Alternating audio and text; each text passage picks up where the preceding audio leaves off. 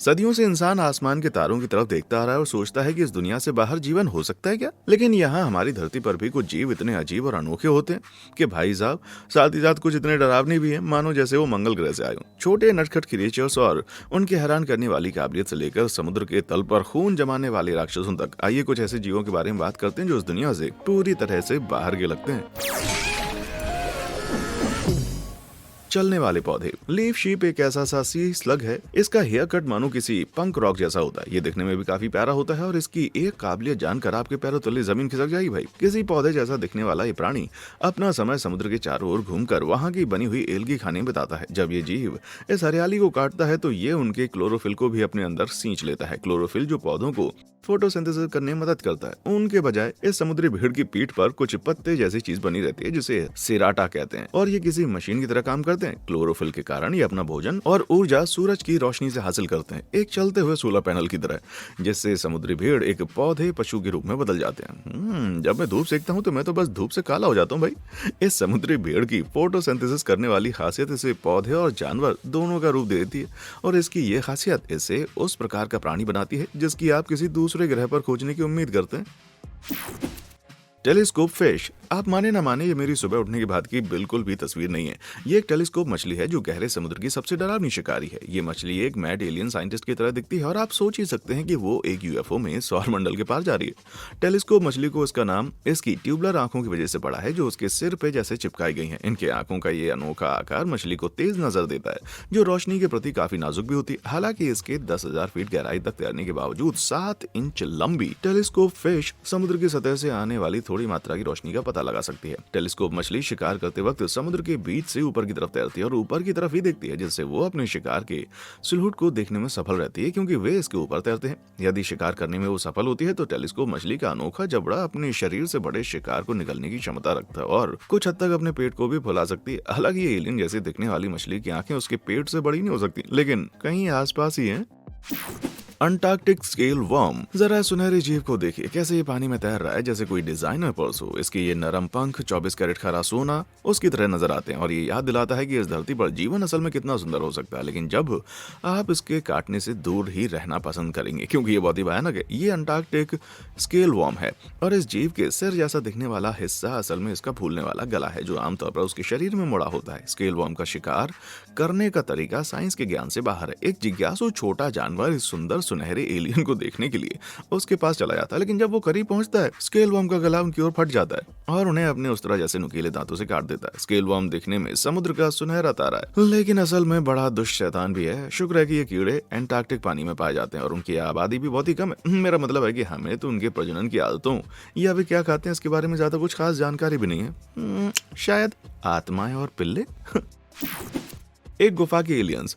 अरसों और बरसों पहले की बात है कि आकाशगंगा की मिल्की वे में एक गुफा रोमानिया मंगोलिया के पास थी, पर एक जमाने में उसको सील कर दिया गया था जिसमें जानवरों के एक छोटे से समाज को एक साथ लगभग 5.5 बिलियन सालों तक फंसाया गया था। लेकिन 1986 में कंस्ट्रक्शन वर्कर्स की एक टीम ने गलती से इस जगह में ड्रिल किया जिसे अब मोबाइल गुफा के रूप में जाना जाता है। उन्हें यह गुफा घातक जहरीली गैसों, तेज गर्मी और जानवरों की पूरी तरह से नई लगभग 33 प्रजातियों से भरी मिली। इन जीवों ने बेघर होकर इस अनहोनी जगह को ही घर बना लिया और खुद को इस तरह बदल दिया कि वो इस गुफा के भयानक अवस्था में भी लाखों साल से जी रहे थे, जिसका मतलब है कि वे इस धरती पर दूसरे जीवन के लिए एक पूरी तरह से अलग दुनिया में विकसित हुए। मोबाइल गुफा में कुछ जीव ऐसे हैं जो कि ट्रांसपेरेंट होते हैं और उनमें से कुछ जीव तो पूरी तरह से अंधे भी होते हैं। इनकी आंखें लाखों सालों में गायब हो गई हैं क्योंकि उन्होंने इस अंधेरी गुफा में लंबे एंटीना और भुजाएं विकसित कर ली ताकि वे अपने आसपास की चीजों को महसूस कर सके। मोबाइल काफी हद तक सल्फ्यूरिक पानी से भरा हुआ है, लेकिन इनमें से कुछ प्रकार के कीड़े हवा की छोटी मात्रा में पनपते हैं जो गुफा की दीवारों और छत में दिखाई देते हैं। यह हवा आमतौर पर carbon dioxide, methane, hydrogen sulphide और अमोनिया की घातक मात्रा से बनी होती है और इसमें सिर्फ 10% ऑक्सीजन होती है, धरती की सतह से लगभग आधे मात्रा की ऑक्सीजन। फिर भी इस अवस्था में जीने के लिए इन छोटे कीड़ों ने खुद को विकसित कर लिया है। गुफा की जहरीली हवा के बावजूद तैरने, रेंगने और कूदने में सक्षम है। असल में गुफा में मौजूद सल्फर और मीथेन फूड चेन का असली जरिया है। इन चीजों को बैक्टीरिया और फंगी द्वारा खाया जाता है और जो बाद में गुफा में शाकाहारी रहने वालों का खाना बन जाता है और जो फिर गुफा के मांसाहारियों का भी खाना बनता है। कुछ वैज्ञानिकों का मानना है कि मोबाइल गुफा ब्रह्मांड में किसी और ग्रह पर जीवन के रहस्यों को उजागर कर सकती है, जिसमें हमें यह समझने में आसानी होगी कि आमतौर पर ऐसी भयानक माने जाने वाले स्थानों में जीव कैसे पनप सकते हैं। सकते हैं। थर्मल इमेजिंग ने दिखाया है कि इस गुफा का संबंध सैटर्न के टाइटन चंद्रमा से है। उदाहरण के लिए, अगर इन गुफाओं के कुछ हिस्सों को काट दिया जाता है और चंद्रमा की सतह पर मुश्किल अवस्था से बचाया जा सकता है, तो फिर एलियंस का जीवन विकसित हो सकता है। मैं हमेशा सोचता था कि एलियंस हाईटेक और फ्यूचरिस्टिक होते होंगे, ना कि कोई गुफा में रहने वाले। अब तो भाई वही बात माननी पड़ेगी जो दिखाई देगा। The blob. जब मैं एक बच्चा था, मेरे सभी टीचर्स मुझे ब्रेनलेस कहते थे, लेकिन शायद ये इतनी भी बुरी बात नहीं। आपको बता दूं, फिजारूम पॉलीसेप हलूम एक प्रकार का स्लाइम मोल्ड है जो आंखों, कानों या दिमाग के ना होने के बावजूद उसके पास याद रखने की क्षमता है। ये बुनियादी मैथ्स की प्रॉब्लम्स को हल करता है और मजेज को नेगेटिव करता है। ब्रेनलेस जीव के लिए काफी अच्छी बात है। याद रखना, श्रीमती मर्फी। एक एक्सपेरिमेंट में जापानी होक्काइडो यूनिवर्सिटी के वैज्ञानिक ने जापान का मैप अपने तरीके से एक पेट्री डिश पर बनाया। कुछ स्थानों पर भोजन के गुच्छे रखकर टोक्यो के आसपास के शहरों को दिखाया। डिश के तैयार होने के कुछ घंटों के अंदर ही ये स्लाइम मोल्ड हजारों छोटे अमीबा जैसे जीवों से बना एक साथ इस पर काम करने में लग गया। उन्होंने अपनी शाखें इस खाने की तरफ फैलाई। इस प्रक्रिया में लगभग पूरी तरह से जापान के ट्रेन लाइन रास्तों को फिर से बनाया गया। इन शहरों को जोड़ने के लिए सबसे बेहतरीन तरीके से काम करने में इंजीनियर्स को एक सदी से ज्यादा का समय लग गया, लेकिन स्लाइम मोल्ड ने समस्या को केवल एक दिन में हल कर दिया। स्लाइम मोल्ड समस्याओं को हल कर सकता है और न्यूरॉन्स या दिमाग के बिना बुनियादी जानकारी को स्टोर भी कर सकता है। इस बात ने दुनिया भर के वैज्ञानिकों को हैरान कर दिया है और यह साबित करता है कि हम अपने ग्रह पर जीवन के बारे में कितना कम जानते हैं। अगर हम एक दिन एलियन से मिलते हैं तो जरूरी नहीं कि वे बड़े दिमाग वाले ह्यूमनॉइड हों, पर उनके पास पूरी तरह से एलियन जैसी बुद्धि भी हो सकती है जिसकी हम कल्पना भी नहीं कर सकते, ठीक स्लाइम मोल्ड्स की तरह। इस बात को जान जाने के बाद अगर मेरे फ्रिज के पिछले हिस्से में वो सांवला सैलेड कभी मुझसे बात करना शुरू कर देता है तो मुझे कुछ ज्यादा हैरानी नहीं होगी। प्यूरा चिलेंसिस। यदि एलियन सच में धरती पर रहते हैं तो वे खुद को छिपाकर एक बहुत ही अच्छा काम कर रहे हैं और इस काम में कोई भी जीव प्यूरा चिलेंसिस से बेहतर नहीं हो सकता। दिखने में प्यूरा एक बड़ी चट्टान की तरह दिखता है जब तक कि आप इसे काट कर नहीं खोलते और उसका मांसल लाल अंदरूनी हिस्से में नहीं दिखते। प्यूरस की छवियां पूरी तरह से एलियन की तरह दिखाई देती हैं और चट्टान के अंदर जान होना विज्ञान के लिए डरावना हो सकता है। ये एकमात्र जीवित चट्टानों में से एक है जिसे ड्वेन नहीं कहा जाता, लेकिन दुर्भाग्य से प्यूरा पूरी तरह से रॉक और नो रोल है, जो समुद्र स्कर्ट्स नामक न चलने वाले जानवरों की क्लास में आता है। प्यूरा की बाहरी परत को इसकी ट्यूनिक के रूप में जाना जाता है, जो एक सेल्यूलोज जैसी चीज है जो एक एक्सोस्केलेटन बनाती है जो जीव की रक्षा करती है क्योंकि ये चट्टान से जुड़ती है और फीड करती है। समुद्र के पानी को चूस कर ये अलगाई और माइक्रो ऑर्गेनिज्म छानती है जो उसके रात का खाना खाता है। लेकिन अगर प्यूरा चिलेंसिस अंडरकवर एलियन है तो वे कोई खास काम नहीं कर रहे हैं। चिली में उनकी अंथड़ियों को खाया जाता है और कुछ लोग चट्टान के मांस को कामोत्तेजक के रूप में भी इस्तेमाल करते हैं। अब ये एक ऐसा शब्द है जो मैंने कभी नहीं सोचा था कि मुझे कहना पड़ेगा। अंतरिक्ष का भालू। हर कोई एक सुपर हीरो से प्यार करता है और हमारा अगला जानवर एक ऐसा प्राणी है जिसके पास कुछ रियल लाइफ सुपर पावर्स हैं। टार्डिग्रेड भले ही केप और स्पेंडेक्स ना पहने, लेकिन ये छोटे जीव असल में अनबीटेबल हैं। 0.04 इंच लंबे ये जीव भले ही इतने खतरनाक नहीं लगते, लेकिन ये भाई साहब किसी भी तापमान लगभग 300 डिग्री फ़ारेनहाइट से लेकर -457 डिग्री फ़ारेनहाइट तक में जीवित रह सकते हैं। अगर एक टार्डिग्रेड पूरी तरह से उबल जाता है तो ये एक छोटी सी गेंद की तरह सूख जाता है और विट्रिफिकेशन नाम की प्रक्रिया की मदद से इसके सेल्स का फ्लूइड ग्लास में बदल जाता है। माना जाता है टार्डिग्रेड्स इस अवस्था में 10 से ज्यादा सालों तक जिंदा रह सकते हैं और अगर वे दशकों बाद पानी में फिर से आते हैं तो वे एक माइक्रोस्कोपिक ज़ॉम्बी की तरह जीवन में वापस आ जाएंगे। उनके सेल्स वापस पहले की तरह हो जाएंगे। ये सारी बातें तो ठीक है, लेकिन ऐसा क्या है जो उनको इतना अलग बनाता है? खैर, तो ये प्यारे भाई साहब अंतरिक्ष में भी जिंदा रह सकते हैं। 2007 में रशिया के एक अंतरिक्ष मिशन ने कुछ सूखे हुए टार्डिग्रेड्स को धरती के ऑर्बिट से बाहर लिया और उन्हें आउटर स्पेस की दुनिया में 10 दिनों के लिए डाल दिया। टार्डिग्रेड्स का सामना -455 डिग्री फ़ारेनहाइट के तापमान और एक ऐसे वैक्यूम से हुआ जो सेकंड के अंदर एक इंसान को मार देगा। इस सब के बावजूद जब उन्हें वापस लाया गया और पानी में डाला गया तो 1 घंटे के अंदर ही टार्डिग्रेड्स इधर उधर पांव मारना शुरू कर देते हैं जैसे कुछ हुआ ही नहीं था, जिससे वे अंतरिक्ष की हवा में जीवित रहने वाले एकमात्र प्राणी बन गए। पर सिर्फ यही एक किस्सा नहीं है।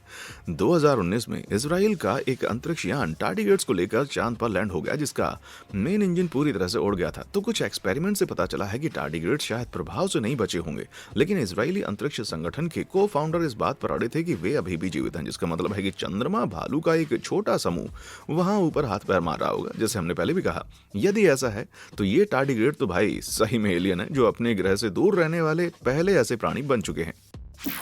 कुछ पुराने एलियंस, मानो या ना मानो, ये चीजें किसी साइंस फिक्शन फिल्म का सस्ता फोटोशॉप नहीं है। ये हैं क्रिनोइड फॉसिल्स, एक प्राचीन प्राणी जो डायनासोर से लगभग 300 मिलियन वर्ष पहले हुआ करते थे। उनके उभरे हुए सिर और मुड़े हुए जाल देखने में काफी भयानक लगते हैं और ये कंकाल फिल्मों में प्राणियों को प्रेरणा देने के लिए इस्तेमाल किए गए हैं, जैसे कि मैट्रिक्स में सेंटिनल्स और एलियन में फेसहगर्स। क्रोनाइड के कंकाल इतने पुराने हैं कि वैज्ञानिक इस बात से अनजान हैं ये जीव असल में किससे विकसित हुए हैं। उनके रंग रूप को देखते हुए मैं ये कहना चाहूंगा कि इसका जवाब आपको सितारों में मिलेगा और उनके पूर्वज कुछ इस तरह दिखते थे, लेकिन ये मेरी सोच और मेरे काम से थोड़ा बाहर है। हालांकि क्रोनोइड्स के वंश आज भी कहीं ना कहीं जीवित हैं, जो हमें बता रहे हैं कि प्राचीन क्रोनोइड्स असल में कैसे दिखते होंगे और वो कैसे जी रहे थे। यदि आपको ये पंख वाले दोस्त क्रोनोइड जीवाश्मों के कम डर लग रहा है तो आपको ये बता दूं कि अब तक का सबसे बड़ा क्रोनोइड जीवाश्म 130 फीट लंबा मिला और मुझे लगता है कि आज का महासागर ही काफी डरावना है भाई।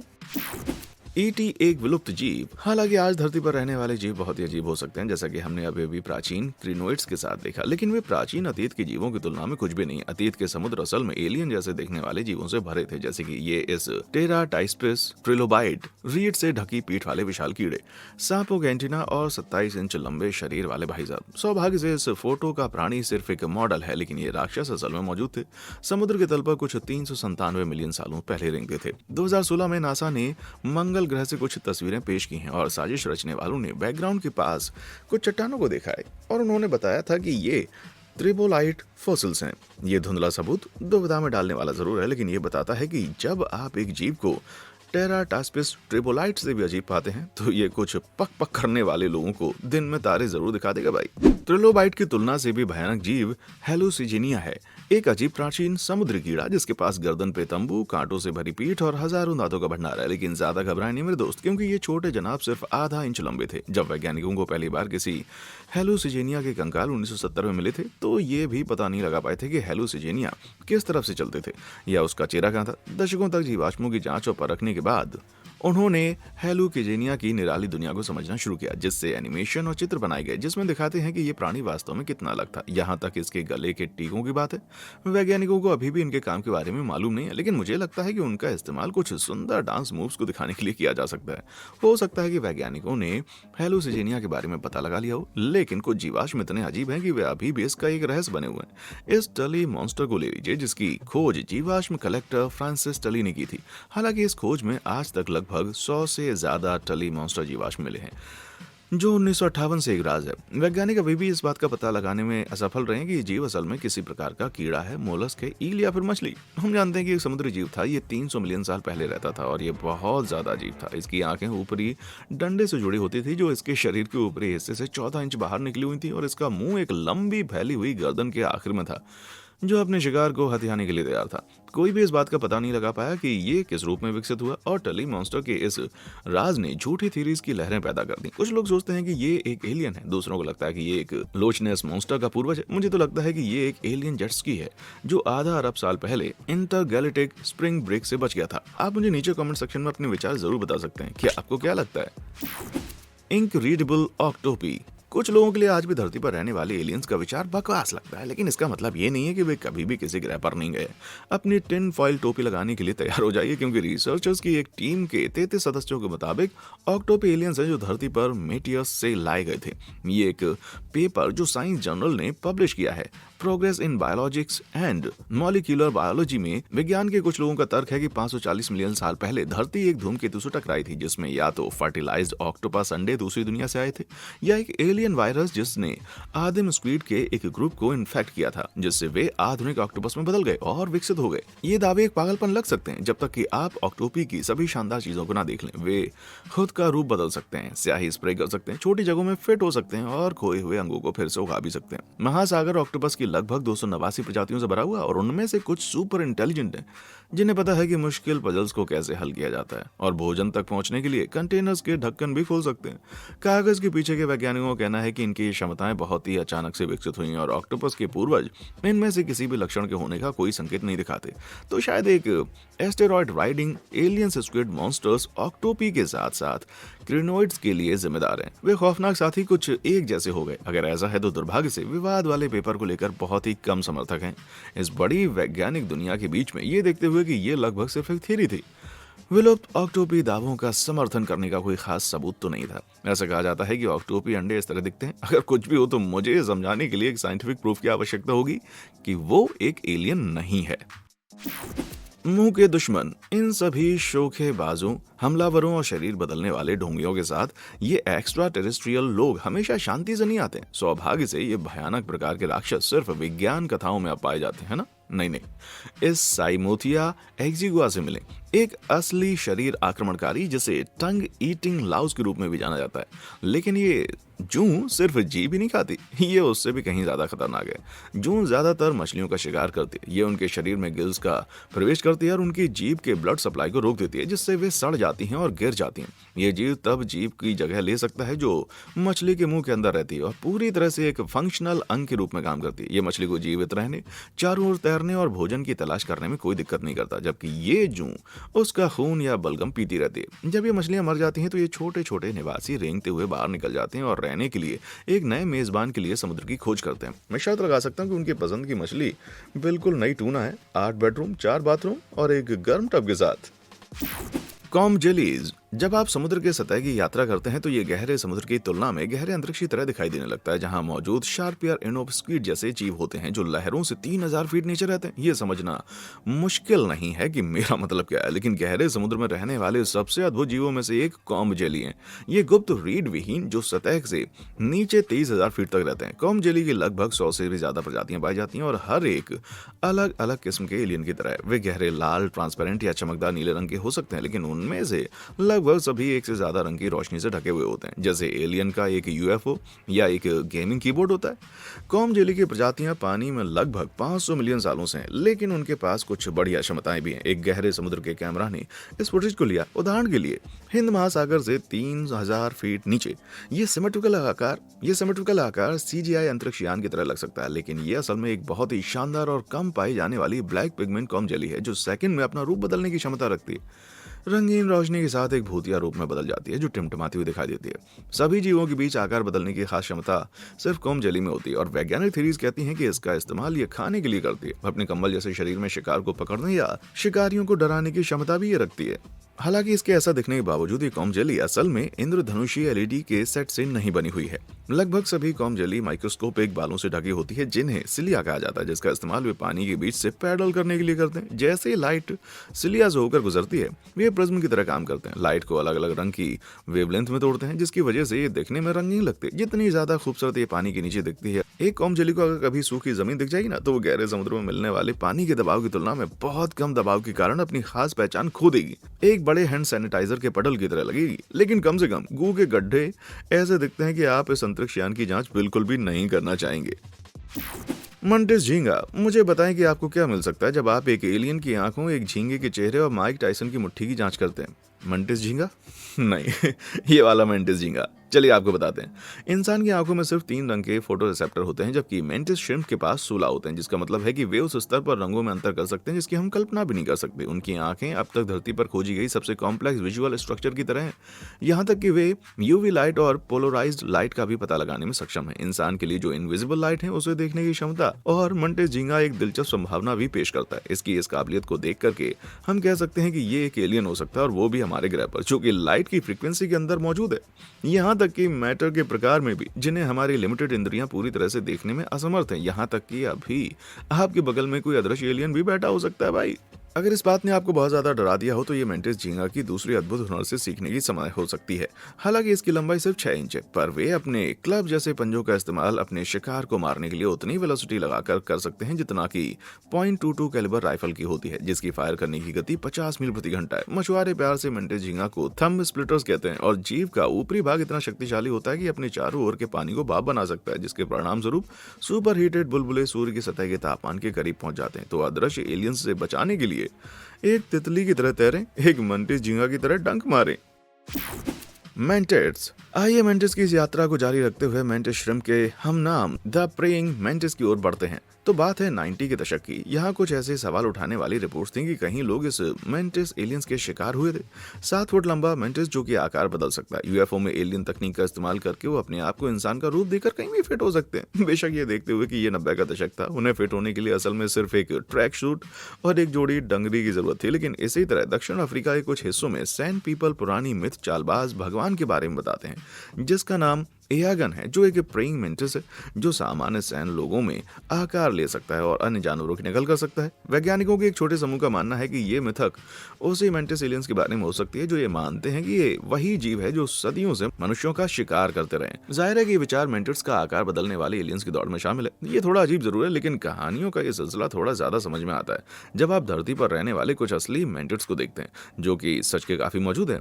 ऑर्किड मेंटिस को ले लीजिए, एक चमकदार गुलाबी क्रेटर जो एक फूल की नकल करता है। ये पौधे खाने वाले बग और पराग को आकर्षित करता है और फिर हमला करता है। ऑर्किड मेंटिस एक दुश्मन एलियन होने के लिए बहुत ही सुंदर हो सकता है, लेकिन एम्पुसा फासियाटा पर एक नजर डालें, एक प्रजाति जिसमें लंबा विशाल मुकुट एक्सटेंशन है, जिससे वे एक्स्ट्रा एक्टर टेरेस्ट्रियल दिखते हैं। इसका पतला हरा और बैंगनी शरीर बिल्कुल एक फूल वाले पौधे की तरह दिखाई देता है और ये देखना आसान है कि कैसे प्राचीन संस्कृतियां और धर्म भेष बदलने के इन मास्टर्स को शेप शिफ्टर्स के रूप में पूछ सकते हैं। हम में से कई लोगों के लिए ये मेंटिस विकासवाद के चमत्कार को साबित करते हैं, लेकिन साजिश थ्योरिस्ट के लिए वे सिर्फ सबूत हैं कि मेंटिस एलियंस पहले ही धरती पर घुसपैठ कर चुके हैं। अपने छोटे चचेरे भाइयों को पौधों और फूलों के रूप में हम पर जासूसी करने के लिए इकट्ठा कर रहे हैं, ताकि वो इंसान की इंटेलिजेंस को जांच लें जब तक कि हम पर हमला करने का समय नहीं आता। Noodle hop hop. मानो या ना मानो, ये अगला प्राणी ना तो स्टार वॉर्स का एलियन है, ना ही पैरेलल यूनिवर्स का चूहा और ना ही रीडिजाइन प्रतियोगिता का विजेता। ये एक जरबुआ है, एक ऐसा असली प्राणी जिसकी 60% पूंछ, 40% पैर और 100% ही अजीबोगरीब है। उत्तरी चीन के कजाक लोग जेरबुआ को नूडल हॉप हॉप कहते हैं और ये देखना आसान है क्योंकि ये स्लिट्स पर एक आलू की तरह लग सकता है। लेकिन जरबुआ के लंबे स्प्रिंग जैसे पैर उन्हें शिकारियों से भागने में 15 मील प्रति घंटे तक भागने में मदद करते हैं और हवा में 10 फीट छलांग लगाते हैं, वो भी बस थोड़े से अभ्यास के बाद। यदि वे धरती पर इतनी ऊंची छलांग लगा सकते हैं तो सोचिए जीरो ग्रेविटी में वो कितनी ऊंची छलांग लगा सकते हैं। Big fin squid. इससे पहले कि हम अंतरिक्ष के तारों की बात करें, यहाँ समुद्र के नीचे छिपे रहस्यों से भयभीत थे हम। समुद्री राक्षसों की कहानियों ने सदियों से मानवता पर कब्जा किया हुआ और 2007 में वैज्ञानिकों की एक टीम ने रियल लाइफ के उदाहरण के कुछ फुटेज कैप्चर किए। ये राक्षस बिग फिन स्क्विड है। मैक्सिको की खाई से 7800 फीट नीचे रहता है और इसके तंबू 26 फीट लंबे होते हैं जो इस स्क्विड के आसपास लटके हुए होते हैं और इसके शरीर के नीचे की तरफ है और किसी पपेट की स्ट्रिंग की तरह झूलते हैं। वैज्ञानिकों का मानना है कि स्क्विड इन तंबुओं को गहराई तक खींच सकता है, किसी भी खाने वाली जीव को पकड़ सकता है और जो इसका सामना करता है उन्हें अपने जबड़े तक खींच लेता है। यह आर्केड में पंजा मशीन की तरह है। ऐसा लगता है कि बिग फिन शायद ही कभी अपने शिकार को छोड़ता है। इस जीव के दर्शन करना बहुत ही कम लोगों को मिलता है, लेकिन जब कभी भी कोई भी समुद्र के तल पर पनडुब्बी के द्वारा जाता है तो उसको देख सकता है, जो सितारों की तरह झिलमिलाती किरणों से घिरा होता है। तो भैया बिग फिन स्क्विड असल में एक राक्षस एलियन की तरह दिखता है जो ब्रह्मांड के माध्यम से तैरता है। तो आपको क्या लगता है इनमें से कौन सा एलियन जीव बाहरी अंतरिक्ष से आने की सबसे ज्यादा संभावना रखता है? मुझे नीचे कमेंट सेक्शन में आकर बताएं और हाँ, देखने के लिए शुक्रिया।